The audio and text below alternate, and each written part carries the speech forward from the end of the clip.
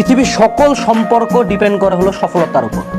তুমি সফল হও, ক্যারিয়ারে আগাও, ভালো রেজাল্ট করো, টাকা কামাও, সম্মানিত হও, ফেমাস হও, জায়গা মতো যাও, ওই যেই বাপ মা বলতো যে এই সন্তানটা আমার জীবনের সবচেয়ে বড় অভিশাপ, এটা একটা মিস্টেক, এ আমাদের লজ্জা পরিবারের, সেই বাপ মা বুক ফুলে বলবে আমি তো বলছি এইটা করার জন্য, এটা আমারই ছেলে। ফ্যামিলি হলো এমন একটা জিনিস, সকল ব্যর্থতার ভাগিদার হলো তুমি নিজে, সকল সফলতার ভাগিদার হলো ফ্যামিলি। ফ্যামিলির সম্পর্ক ইমপ্রুভ করার জন্য rule number 1, improve your self. নিজের জায়গা মতো যাও, দেখবা বাপ মা টনটন হয়ে গেছে। জায়গা মতো যাও, দেখবা বাপ মা তোমাকে নিয়ে গর্ব করতেছে। ওই কি করে তোমার গর্ব হবো মা, মারে চুদি, আমার দরকার সফলতা, সফলতার দিকে যাবো, এমনি মায়ের গর্ব হবো। ঠিক আছে, মায়ের গর্ব হওয়ার জন্য আলাদা কিছু করতে লাগবে না।